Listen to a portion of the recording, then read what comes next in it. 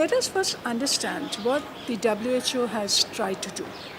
It has put together a database on air quality looking at two very critical pollutants, PM10 and PM2.5.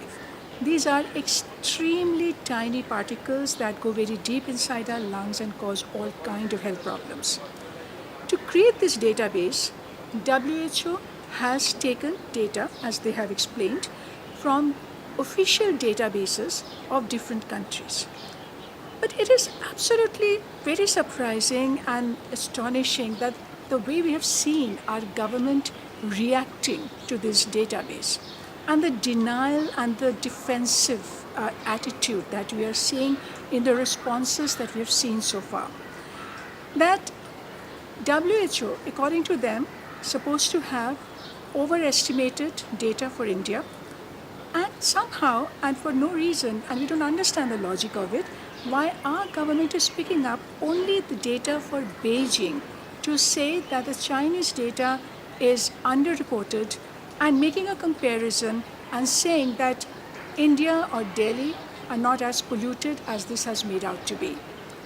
First of all, why are we even making a comparison like that only with Beijing from a database that includes 1600 cities? Now, we know that for us, the benchmark for clean air is our own standards, our own air quality standard. And over the last few years, we have looked at the data that's emerging from our own official monitoring system. And it is very clear that if you look at Delhi's air quality, for instance, it is the particulate matter, they are exceeding the standards several times over, especially during the winter months when you have very special smog episodes. They go really 8 to 10 times higher than the standards. On an average, the levels are very high and unacceptably high. Therefore, the point for us is that let us stop being so defensive and hide behind numbers. It is time that we understand the public health crisis associated with polluted air.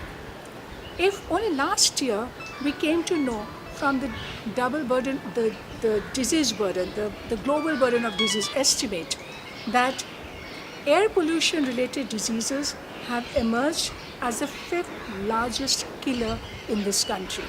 We have our own evidences in cities like Delhi, for instance, where studies have shown that how every third child in this city, their lungs is impaired. The lung function, there's a deficit in the lung function.